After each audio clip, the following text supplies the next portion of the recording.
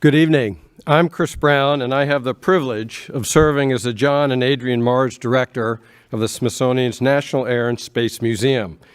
It is my pleasure to welcome you to tonight's National Air and Space Society member evening, whether you are joining us here in person or tuning in online. May is membership month at the museum, and we are pleased to offer this special program for you, our supporters. Before I continue any further with my remarks, I do want to acknowledge other special guests other than just yourselves and our panel, but also we have joining us in the audience the Deputy Secretary of the Smithsonian Institution, Chief Operating Officer Maroy Park, and her husband, Stefan. Thank you for joining us, Maroy. I won't ask her which of the Smithsonian museums is her favorite. Programs like this one show our appreciation for the members of the National Air and Space Society. I hope you are all enjoying Air and Space Quarterly, our magazine published exclusively for Society members. I've really enjoyed the articles in the last few editions, including a recent one about rovers on Mars by space history curator Matt Shindell, one of our speakers tonight. I also want to recognize members of the Friends of the Smithsonian. We are pleased to be able to include you this evening and look forward to more pan-institutional program opportunities. As you may be aware, this location, the Stephen F. Udvar-Hazy Center, is currently celebrating its 20th anniversary year. The Udvar-Hazy Center opened to the public in December 2003, and things haven't slowed down since. We've opened new facilities, put new artifacts on display, launched new events, and uncovered new stories.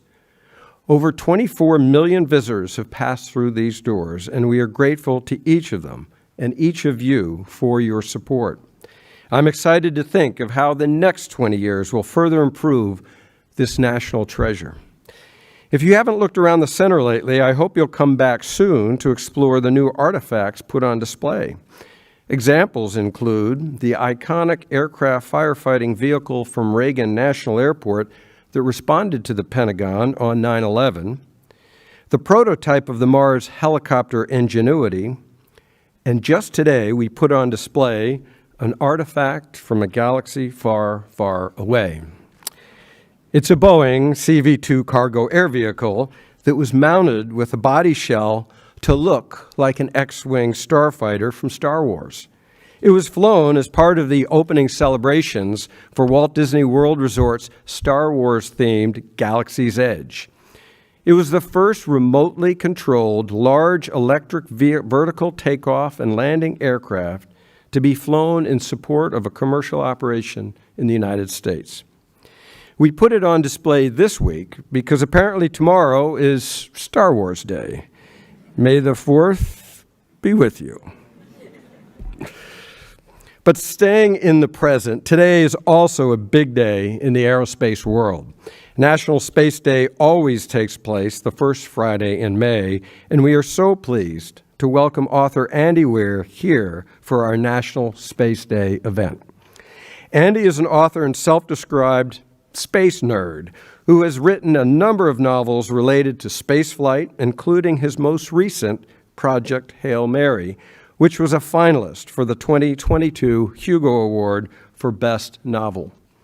But most of us in this room first got to know Andy's work through his first published novel, The Martian. Since its large-scale publication in 2014, the book about an astronaut stranded on Mars has become a cultural phenomenon. A film adaptation of the book was released in 2015, and it's said that The Martian inspired the largest number of applications to the astronaut program than ever before in history. In addition to being an author, Andy has a fascination with the science of space travel and history of human spaceflight. So I am very much looking forward to hearing his conversation with our curators tonight. Joining Andy in conversation is Dr. Matthew Shindell, a space history curator here at National Air and Space Museum with a focus on the history of Earth and planetary science. He curates the museum's collection of spacecraft and other artifacts related to the exploration and study of the solar system. And his work often looks at how our culture describes the exploration of other planets, from historical portrayals and lore to modern TV shows like The Expanse. Moderating the conversation with Andy and Matt is Dr. Margaret Weidekamp, the curator and chair of the museum's Department of Space History. Margaret's purview of the museum also expands to our science fiction collection, so I'm certain she has some fascinating questions for Matt and Andy. Before we get started, one more thing to note. Andy has graciously agreed to sign copies of his books immediately following the program.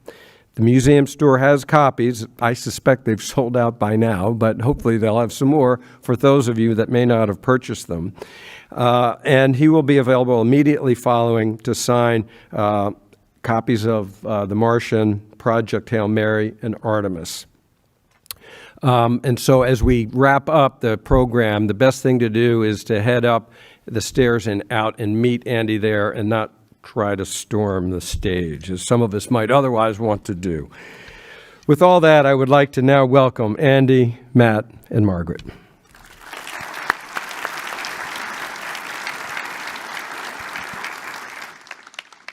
Thank you very much, Director Brown. I'm excited to be here for this 10th anniversary of The Martian because I think there are ways in which we can really make this a special Smithsonian event. Matt Shindell also published a book in the last year. It is called For the Love of Mars, and it looks at how we have imagined Mars, how we've thought about Mars from antiquity to the present, and includes The Martian in that conversation. So I'm excited to have the conversation with both of you. And so I'll just start with a very basic question of, Andy, how did you come to write about Mars? Well, as he said, I'm a space dork. I've always been a space dork. And I'm the sort of guy, and this really happened, I was sitting around trying to figure out how to do a humans to Mars mission. Not for the purpose of writing a book or anything like that. I was just bored sitting around, and I decided to design a Mars mission. And so I'm like, okay, how do we get the people there? How do we get them back? How do we make sure they don't die when the first thing goes wrong? What if this breaks? What if that breaks? What if these two things break at the same time? And the increasingly desperate things the crew would have to do to stay alive, I started to think this might make for an interesting story. Now, at the time, I had collected, I'd been writing short stories, webcomics, things like that. I'd accumulated about 3,500 people on a mailing list, fans, I guess, or regular readers. And so these were hardcore dorks like myself, because my style of writing, my humor, it was all just like deep science dorkery. And so I decided, okay, I'm going to write a story for them. And so that's why The Martian is so deeply technical and as scientifically accurate as I could make it, because I thought I was writing it for this tiny little niche audience of 0.001% of people who really wanted to see the math. I still to this day don't understand why a book that is basically 360 pages of algebra word problems ended up getting so popular. Anyway, so that's kind of how I ended up coming up with The Martian. And obviously, for a space dork like me, Mars is just such a fascinating place. It's the next obvious place for humans to go. We've been to the moon. I'm not saying we shouldn't go back. I'm just saying it's the next place we've never been. Mm-hmm. So it really captures the imagination. Matt, for you, why Mars? Well, I like to think that part of the reason I got this job was that, yes, I was a historian who worked on the right subject matter, but also that, back in 2004, when the Spirit and Opportunity rovers landed on Mars, I was, there at JPL with a team, an instrument team that was working with those rovers, and I had been following them for a couple of years prior to that as they prepared for the mission, and then was with them for the first few months of the mission, trying to, come to an understanding, not as a scientist, but as a historian, of how Mars exploration worked and how it tied back to, earlier periods, not just of Martian science, but also of, geology on the Earth, because most of these folks who I was following around were geologists who were, applying the science of geology to Mars. And so I wanted to understand that relationship And, I started to really want to write a book about that history and the relationship between studying the Earth and studying Mars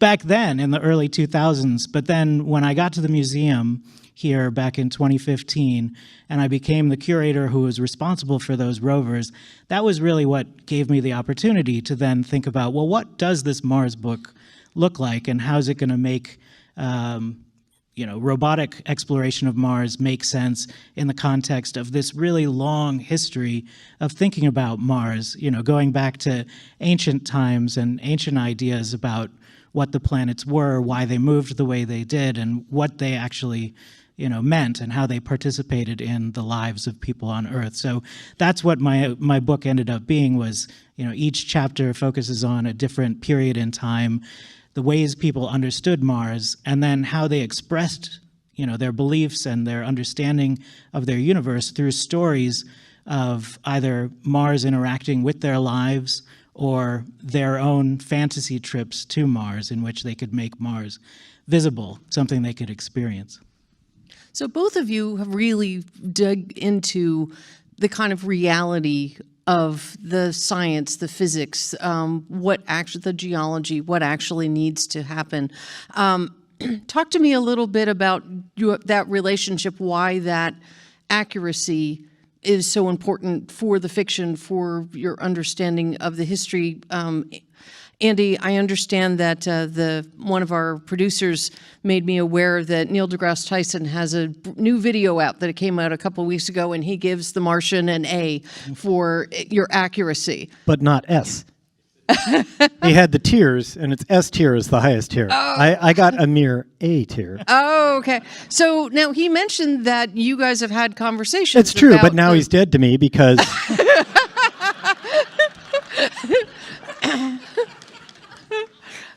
Yes. But he has issues with how you treat air pressure or atmospheric pressure. Yes.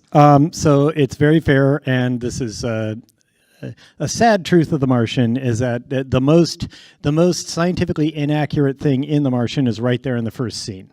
It's that, as anybody who works with Mars can tell you, the air pressure on Mars is extremely low. It's less than 1% of Earth's atmospheric pressure. So while Mars does have 150 kilometer per hour storms, the inertia behind that wind at such a low air pressure is very, very small. If you took a Hallmark greeting card and just set it on the ground on Mars during the worst, highest wind speed event that it's ever had, it would not be able to knock over that card. So it would feel like a gentle breeze if you were out there. So the idea of this colossal storm that you see at the beginning, it never happens. And I knew that at the time I wrote the book, but I figured, this is a little niche project that no one's ever really going to see, so I don't have to get it right all the time. Also, I did come up with an idea where it was going to be like they were doing an engine test, and then it explodes, and that causes a chain reaction, a series of things that makes them have to evacuate, and they think Mark's dead, and it sets the scene. But it's a person versus nature story, and I wanted nature to get the first punch. And so since then, I've learned from people such as Jim Green, who's in our audience today, that Mars has lightning. And at the time I wrote it, I didn't know that. I didn't know Mars had active lightning. That is probably something I could have worked in and made that, a lightning strike causes an explosion or something like that. And that could have been nature hitting first in a scientifically accurate way. But I didn't know it at the time. So that's an inaccuracy that I just accepted to get the story going. The biggest inaccuracy, I'm told, from folks at NASA and JPL is the high degree of cooperation between NASA and JPL.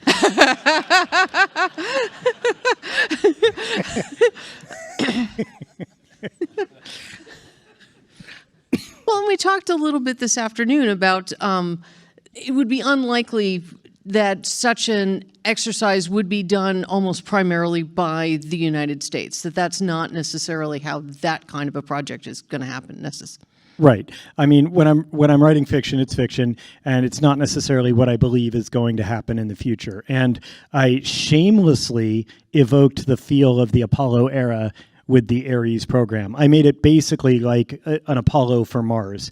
Rah, rah, USA, all 100% NASA, a big crew full of Americans with like one German guy. You know, because I love the feeling of Apollo. I mean, it's just such a positive event in history especially for Americans.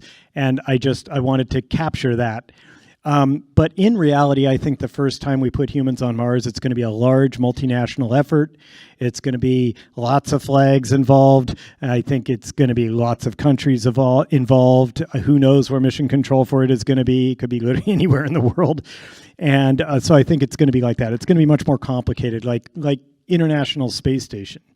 But I didn't want to spend a lot of time in a book explaining the nuanced, complicated international nature of a mission and stuff like that. I wanted to focus on the survival aspects. So I just said, everybody understands Apollo, just make it Apollo with a paint job on it to make it a Mars mission, and no one will question anything. And they didn't. They still don't.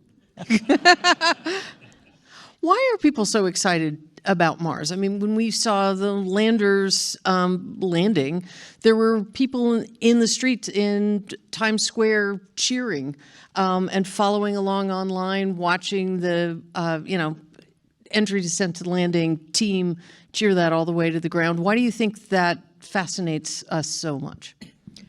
Yeah, I don't know that I can tell you exactly why it does, but it certainly does. And one of the things that I think is kind of distinct about this present period of Mars exploration is that, you can participate vicariously in the exploration that the rovers do on Mars, right? You can be there when they touch down. You can see the images that they're sending down. You can share them on social media. NASA shares them on social media. The rovers have Twitter accounts where they speak in their own voice, right? First person perspective from Mars. And, we've become so familiar with these Martian landscapes, thanks to the rovers, that, it's very easy to go from looking at a selfie of, say, Curiosity on Mars to seeing Mark Watney sitting on a ledge looking out at Mars. Just replace that rover with Mark, and you can pretty much figure out what that's going to look like, right? So, we are participating in Mars exploration today a lot more than, say during the Cold War period of landing Viking on Mars, where you could see those images in the newspaper and maybe on television news broadcasts, but you weren't sharing hundreds or thousands of images with your friends online.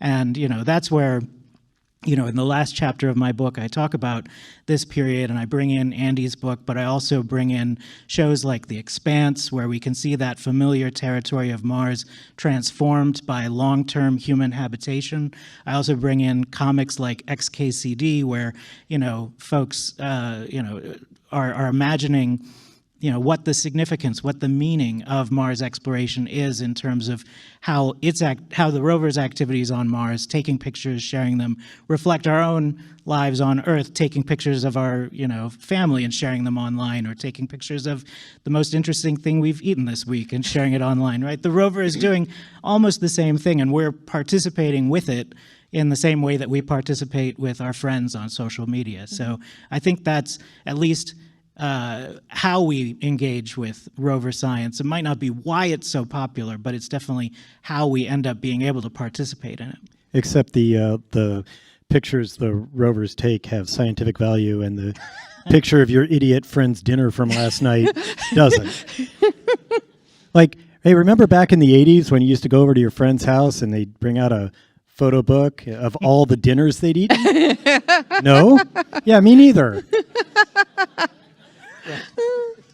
I do have to say, we were just looking at some amazing images of the rovers and from the rovers, and as a museum where we are very interested in the things, the technology, and then also the people who create them and operate them and who interpret them for us, we really appreciated, Andy, that you connected the Martian to that real history. So where did that idea for pulling Pathfinder into the story come from? I just really like the idea of exactly what you said. I really like the idea of tying it to some real Mars history in some way. I'd considered Viking, I'd considered Pathfinder, and if I'd written it a little bit later, it probably would have been Curiosity. But Pathfinder was the most recent thing as of when I wrote it, and so I framed it around there. And in fact, JPL almost ruined everything because they almost chose Marth Vallis as the landing site for Pathfinder. They didn't, but Marth Vallis is like Mark Watney goes through Marth Vallis on his way to Schiaparelli crater, or however you want to pronounce it. And I would have had to explain, he would have basically had to go around Curiosity. And I would have had to explain why he just like bypassed it entirely. And I would have just had to be honest and say like, well, I wrote it before that launched, before it landed. But that's not the first scenario where NASA and JPL have ruined things for me. Like, where, at the time I wrote The Martian, it was believed that Mars was almost completely arid, that there was no water anywhere, maybe some at the poles. And so Mark Watney has to do all this stuff to make water for his potatoes, all this complicated chemistry, and blows himself up a little bit. And then Curiosity landed, took one scoop and said, wow, there's a lot of water here. Anybody know that? There's a lot of water. Like if you took a refrigerator and filled it up with Martian soil, and I say soil, not regolith, fight me. If you filled it with Martian soil and extracted all the water from that soil, you'd have 35 2-liter bottles full of water. So Mark could have just done that, distilled it to get rid of the perchlorates, and gotten to work. But we didn't know that at the time. So my explanation is I say, well, Mars must have climate zones then, right? Just like we have the Sahara Desert and the Amazon rainforest. I say Acidalia planitia is a desert, and no one can prove me wrong until you send a probe. Meanwhile, and speaking of proving me wrong because you sent a probe, JPL took Mars Global Surveyor, pointed the HiRISE instrument at the Ares 3 landing site. Like they went out of their way to take a one square foot per pixel resolution photo of the Ares 3 landing site and said, oh, this doesn't look anything like he says in the book. You got nothing better to do? It's pretty cool, though. I love the part in the scene because you're not only dealing with the artifact on the Martian surface, but having the flight spare back at JPL and having that be a conduit for the conversation. So that was only in the movie. Okay. So in the book, they go to JPL because JPL, they're the ones who made Pathfinder, and so they go to JPL to kind of get everything going again, to try to get communication back up and running through the Deep Space Network, which is also run through JPL. And so, but they did not use like the another version of Pathfinder for testing. That was just in the movie. It looked cool. It makes for a good visual. Yes. But yeah, in the book there was just the actual Pathfinder on Mars and then nothing else. As he points out, he said like they could have just come to the Smithsonian. It would have been a much cooler scene. They would have been at the Smithsonian with people going, "What are you doing?" Like, shut up, we're busy. Because we do keep flight spares and engineering models of these flown artifacts. Yeah, so there it is, the slide of the Marie Curie rover that we have on display in the museum on the Mall. That is the flight spare of the Sojourner rover that flew with Pathfinder back in 1997, landing on Mars. And right outside of this theater, just over in the space hangar, we have the engineering prototype of Pathfinder. And yeah, so when they pull the drop cloth off of the Pathfinder flight spare, in the movie The Martian, I thought, wow, do they really have a flight spare of Pathfinder at JPL? And if they do, can I get it here for the museum?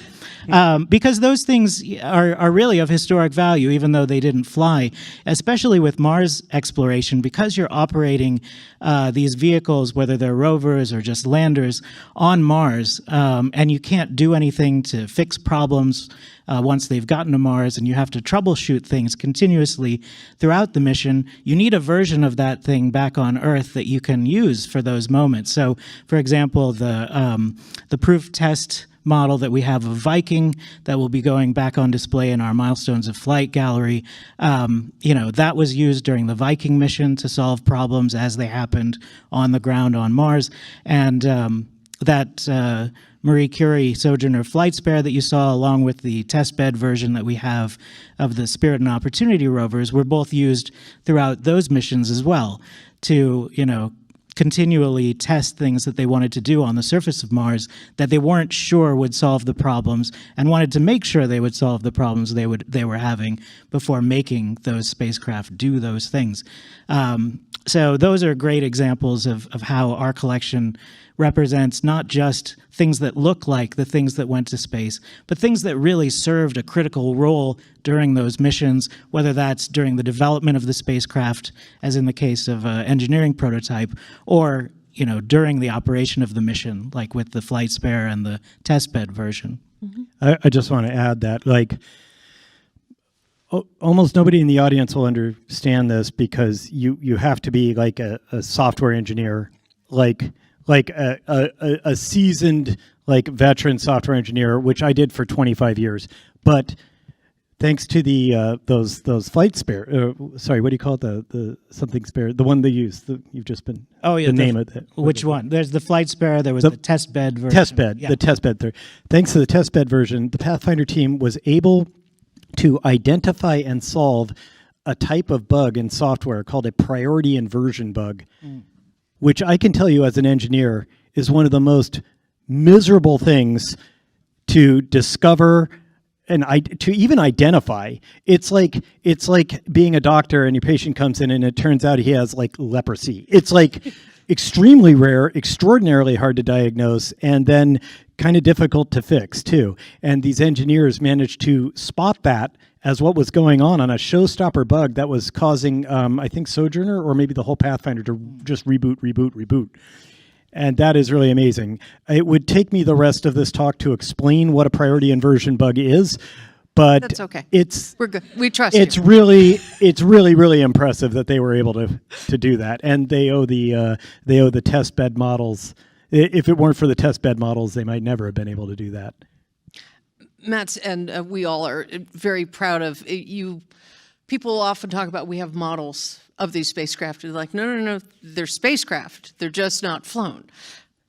So a nice thing I want to turn a little bit. You've talked a little bit about your audience, that you started with this audience in mind, that we're going to be the super geeky, detail, want to see the math. I'm going to argue a high percentage of our audience tonight. Unlike the jocks and popular kids we have here today. So does that change for you now that you know that you're not only putting this on your blog for your very tight audience, but in fact that it has a broader audience? Does that change how you're writing, how you're explaining things? No, I bungled into something that worked, and I'm sticking with it. So if people like it, I'm going to do it. They keep buying them. I'm 3 books in, still working. So sure.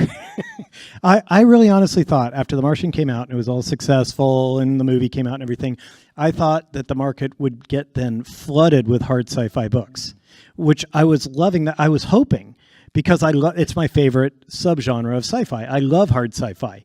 And I was like, bring it on. I want to read these books. And it didn't happen. Nobody got into it. I mean, there's The Expanse, and a few others. But for the most part, that didn't happen. Science fiction is still dominated by miserable, dystopian, fascist crapscapes where only teenagers doing stupid things can somehow save the day. Not my thing. And I'm really bummed out by that, but it means I own this little market niche. And so I make a lot of money, which is cool. But I would like to have some more hard sci-fi books to read, so more of that would be nice. Who do you read? What do you read? What do you watch? Well, I read the Expanse series, of course. James S.A. Corey is actually 2 people, and I know them both very well. We hang out at conventions and stuff. I like the books by Blake Crouch, Mary Robinette Kowal, the Lady Astronaut series, and which is a really cool alternate history kind of thing. And then for, oh my God, I'm going to forget her name, Roach. Mary Roach for nonfiction, Mary Roach. Or she wrote Packing for Mars, which is what got me into her stuff, but she kind of covers all sorts of cool nonfiction. But lately, I don't get to read much at all. It's kind of a busman's holiday for a writer. I mean, for starters, but also I have a 2-year-old son now, and so I don't have time. I like watching some stuff, some series. What did I? But he actually, for whatever reason, the TV entertainment I watch tends to not be science fiction. I really like the new Shogun and Manhunt. I liked those a lot. I'm starting in on Fallout. Oh, we were just having a lunch conversation about that show. Yeah. Matt, from writing For the Love of Mars, were you introduced to anything new in terms of Mars literature, or did you rediscover an old favorite? So, Other than the Martian. Other than me, other than the obviously. Martian, yeah. Well, one thing that I did, I wrote that book mainly during the, stay-at-home orders of COVID. So I had a lot of time to read and reflect. So I did go back to, reading some old Robert Heinlein novels about Mars that I thought were great. Even better, reading them as an adult and thinking about what they really were trying to get across. And honestly, one of the things I thought when I read The Martian, when I read Andy's book, The Martian, was that Andy had kind of reinvented this Robert Heinlein kind of survival story on Mars, but with, updated science. And I was happy to hear earlier today that Heinlein is one of the authors that influenced you, because that made the connection more complete in my mind. But so I got to read that stuff, but then I also read stuff that I had never read before, like 17th century imaginary journeys into the planets. And I went back and read Dante's Divine Comedy, which I had read parts of during high school, of course, and then now I read the entire Paradiso and Dante's It's not very journey funny. up through- There's something called Yeah. comedy. Yeah, really not. Really disappointing. And was just fascinated by the way previous eras, these journeys to Mars, had been imagined, and how they always drew upon what people thought they knew about Mars and Mars's relationship to human existence on Earth and in the cosmos. And whether that was religious or natural philosophy or medical knowledge about the ways that the planets influence the body and illness and health, I found all of that fascinating, and had the opportunity to really sit down and think about that and try to write my own explanation of what the significance of that was. And then after writing those chapters about previous eras and then getting to the present and thinking again about Andy's novel, about the expanse, and about actual robotic exploration of Mars and ideas about sending humans to Mars, thinking about, wow, how can I take now what I've learned about previous eras and use that to try and understand our present fascination? And really the conclusion I came to was that we're not so different from those previous eras. We have our own science the way that they did as well, and our Mars makes sense to us because of the way that we explore it, the way that we understand it, and that connects to our own ideas about our own futures, our own, the health of our own planet, our own place in the solar system. Like, we're not so different from the medieval folks who were reading Dante. Interesting. Just to touch on something you were saying, Heinlein was absolutely one of my inspirations. When I grew up, I was reading my father's science fiction collection. So these are, I was a teenager in the 80s, but I was reading these books from the 1950s and 60s, and they were literally the same books, not reprints. I mean, so there's a kind of yellowed pages, funny smell, an ad for cigarettes at the halfway point, because 15-year-old boys are going to be reading this. You got to start advertising cigarettes now. But my holy trinity are Heinlein, Asimov, and Clarke. So those are my guys, and they wrote an aspirational form of science fiction that I think has largely disappeared lately, and I don't know why. They thought, hey, have you noticed that science is awesome and it makes everything better? And that's kind of how I feel. I also have a very positive view of humanity. I don't, if you look at all the science fiction books that have the future that's this miserable fascist dictatorship miseryscape, all of that assumes that this moment that we're at right now is the pinnacle of human achievement, and it's all downhill from here. Do you think that's true? I don't think so. I think I've got about 5,000 years of human history to disprove that, because we're always getting better.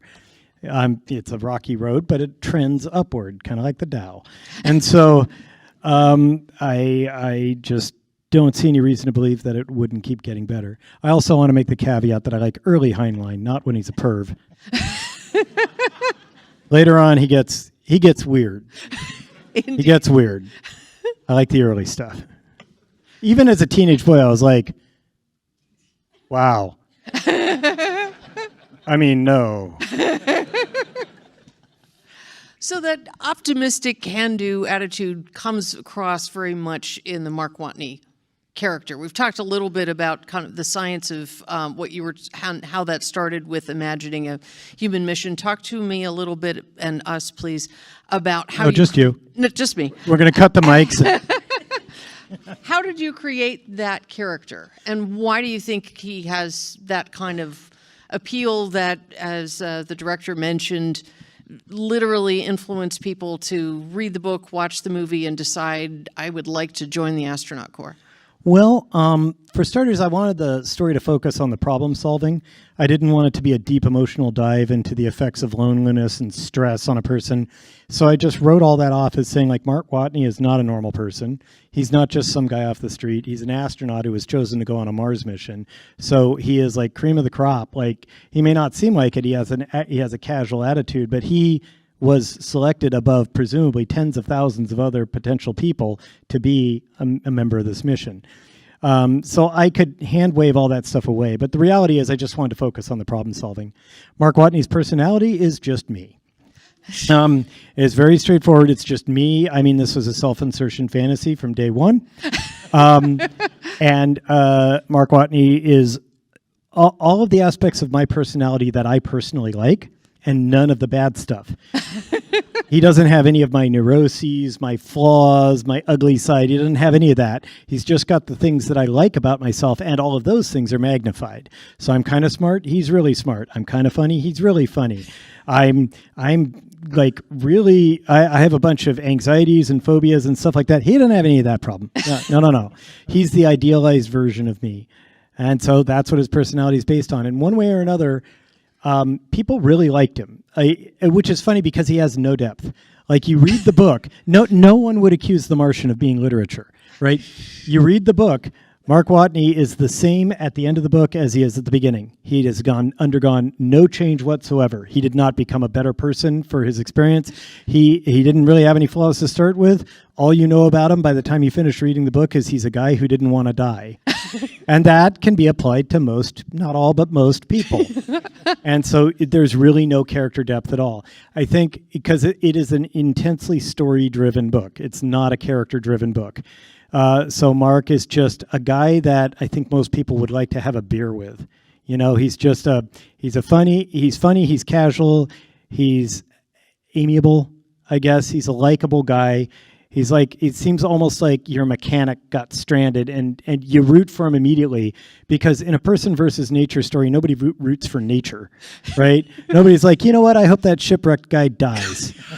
I hope the island wins. Yeah. Take that, Tom Hanks. As opposed to Tom Hanks in Apollo 13, which is the other half of The Martian, right? So, yeah. I have heard The Martian described as, if you really loved that scene from Apollo 13 where they spill everything onto the table and say you need to. That when they're making the oxygen scrub or the CO2 scrubber. Right. If you that is absolutely correct. It is that scene from Apollo 13 extended into an entire book. That was my favorite scene of Apollo 13. So with Artemis... Actually, that's not true. The launch scene's my favorite. Okay. I've watched that just on YouTube. I watched the launch scene over and over again, just where they go through the pre-launch checklist and then they launch. I don't know. I just really love that scene. It's so cool. For the checklisty part, when or it's the like visceral, like... I don't know, something about it. It's very exciting when they're going like booster, go, Fido, go, recovery, go. You know, when they're doing all the pre-launch sequence, it's go, we're go, flight, go. And that's why there's a scene in The Martian where they're doing that when they're launching the probe, the ISIS probe, to go save them. I have that exact scene and building tension through the whole thing. Everybody's watching it happen.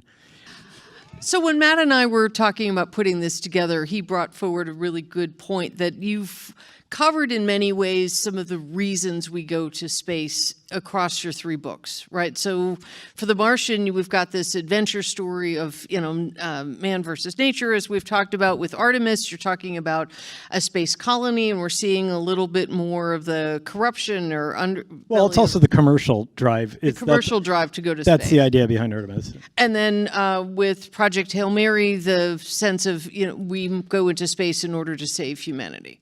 Right. That one, that third one, less likely to become a requirement. Like going to Mars because it's cool. I can see us doing that.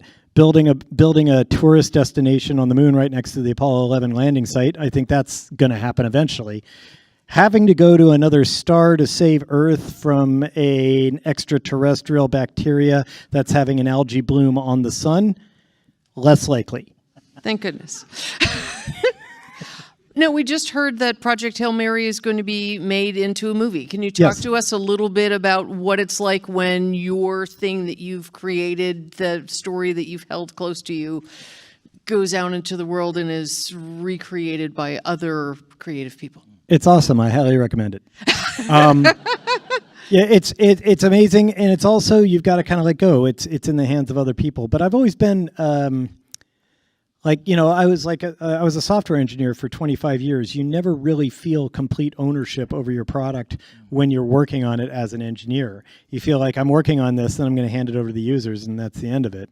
And I kind of feel that way about my books. I'm like, I'm making a product, and then other people are going to consume it. And so I have a very customer focus. I think I don't like it when a writer is like, oh, I'm writing this, to vent this thing about me or to exercise my inner demons. I'm like, you self-absorbed jack. I'm just like, you're selling this book. You have customers. They're your customers. So I'm very customer focused. And in the end, the movie studios are also customers. They buy it from me. They gave me the money. Did you have any sticking points, things that you really wanted a certain way for The Martian? Yeah. Well, no, not for The Martian. My only job was to cash the check. And I had no say over anything. I was a new author. I didn't have any clout. I didn't have any authority of any kind. And so, but they chose to involve me, which was great. There was one sticking point. There was one thing where I said, like, okay, I know I have absolutely zero clout here, but I'm going to make some noise, and I hope you guys listen. Originally, Ridley Scott, he really loved the way the Cape looked. He loved the way Cape Canaveral looked. And who doesn't? It looks awesome. He wanted that to be visible through the windows of Mission Control, which is in Houston. And I said, that's quite a ways away from Houston. You can't do that. And he's like, but it looks cool. And I'm like, but that's not where Mission Control is. And he's like, well, maybe Mission Control could be in Florida. I'm like, no, it can't. Mission Control's in Houston. Houston, we have a problem. Houston, everybody, that's like one of the few things everybody knows is that Mission Control is in Houston and that the Cape is in Florida. You can't put them in the same place. And before you ask, you can't launch from Houston. And so that was the only thing that I made noise about. And I was not alone. Like, many other people on the team are like, okay, this is stupid, Ridley, don't do it. He's a visual director. He cares about what things look like. But we all collectively talked him out of that. The only other thing I supplied to the movie was I was the one who suggested they play I Will Survive over the ending credits. So that was good. Well, we've been talking for a long time, and I know that our audience, both here in the Udvar-Hazy Center at our theater and online, have been sending questions since before we sat down. And so I'd love to get into some of those and get a chance to hear from our audience. So the questions that we have, Claire from Alexandria would like to know, what part of the process from writing the book to making the movie did you find most challenging and why? Writing the book. I mean, it's writing for me, for a lot of people, writing is pleasurable. Like, they enjoy the process of writing. They love sitting down and typing the words. I hate that part. I like conceptualizing, I like daydreaming, I like plotting things out. I love research. I love doing the research and the math. I like 12 different spreadsheets open while I'm doing stuff. But the actual sitting down and writing, that's work. That's hard work, and I don't enjoy doing it. For me, writing is like gardening. It's like the back-breaking labor of pulling weeds out of the ground or planting stuff like that. That's not enjoyable. It's the end result that's enjoyable, when you get to sit back and go like, okay, I made this, and it's beautiful, and I'm happy. So that's what writing is for me. Other people have a completely different take, but that's just how it is for me. So by far, the hardest part is the actual writing. Because you like the writing. Well, I like the writing, except when it's hard, right? When it's hard, you just sort of power through and you get to the part where it gets fun again, right? So it's an up and down roller coaster type of thing. But yes, I do love writing on the whole. Yeah, well, what's that joke? Like two guys at a bar, one of them says like, I'm writing a novel, and the other one says, yeah, neither am I.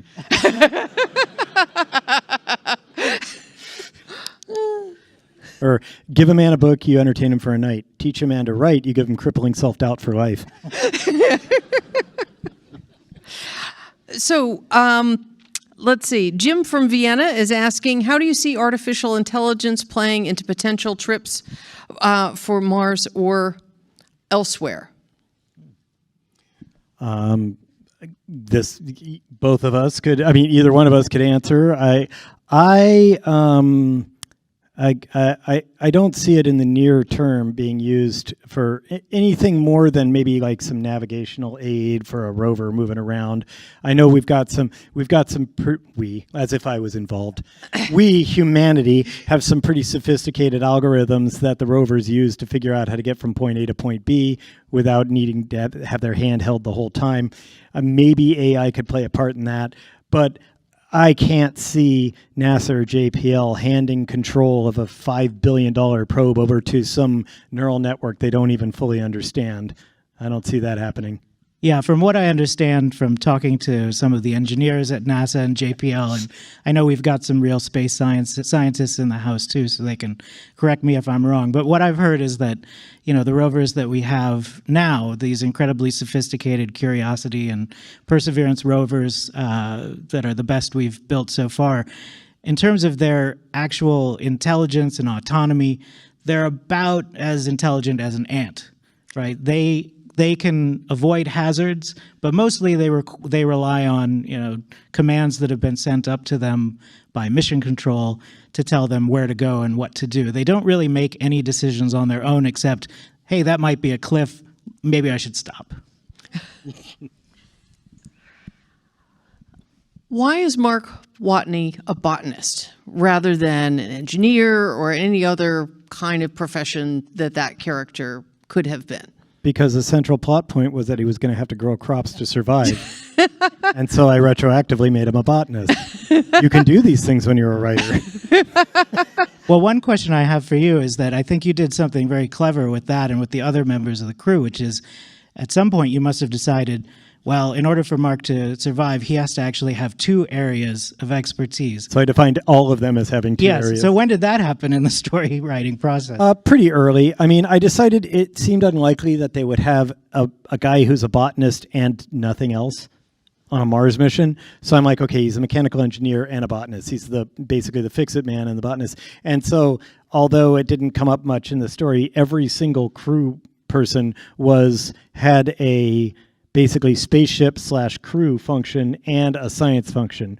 So like Commander Lewis was the commander, but also a geologist. And, Vogel was the slinger, the orbital dynamicist, and also a chemist. And Beck was the doctor, and also, and so on.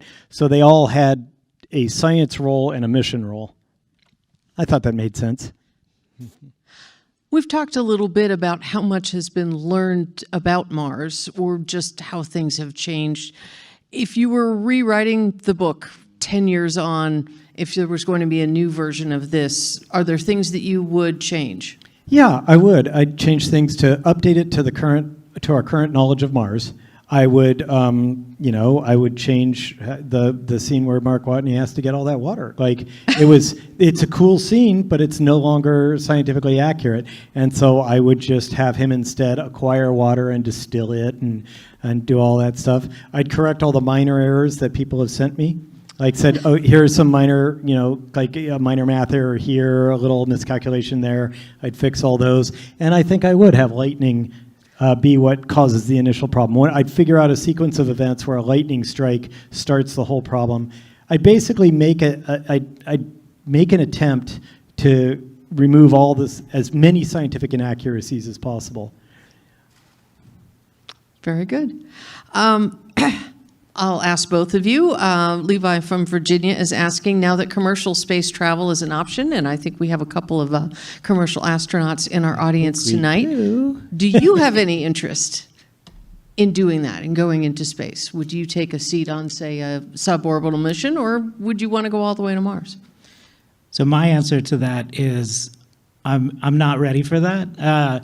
I don't think I'm the right person to send to Mars, to be in a spacecraft for 7 months or more on the way there, and then to be, confined to a small space in a habitat during my time on Mars. Now, if in the future we invent transporter technologies so that I can go to Mars without spending all that time traveling there and then get a look around and then come home, then I'll do that. But I don't think I'm ready for that long trip, no. Okay. And for me, it's a big resounding no. I write about brave people. I'm not one of them. I have a crippling fear of flying, like commercial aircraft. Like I have to take Valium to fly. I do to get here. To get here yesterday, I cuddled up with Prince Valium for the whole flight, and slept through it. And that's why whenever I have an event, I always need to travel in the day before so I can get over the Valium before I come to the event. Because if I do the event on the same day, well, it's entertaining. I'm going to ask the last question of the evening, and I'll start with Matt. What are you working on now? What I'm working on now is a little bit of a departure for me. I'm actually working on a graphic novel that I'm co-authoring with a friend of mine who is in that graphic novel world. It's a novel that's about the Kepler Space Telescope that also tells the story of Johannes Kepler and includes scenes from Kepler's Somnium as well, his dream journey out to the moon. So that's been a fun project, and we've been working on that for a couple of years, and hopefully we'll be done with it soon and have it out. Wonderful. Damn, dude, save some women for the rest of us. Andy, I'll give you the last word. I am working on my next book now, but I don't talk about that, the plot details or anything publicly, because I have been known to just wildly change my mind. So I'm many chapters into this book, but I might end up completely reworking the plot. I never really know. So I don't give details while I'm, in the middle of it, because they might be completely inaccurate. And then later on, some guy's like, in this one interview you said, and I didn't see that, and so I was just wondering. so just not talking about it. Well, when you are done, I hope you will come back to the Smithsonian and come talk to us again. I would be more than happy to. Thank you very much, both of you. Thanks for having me. Thank you.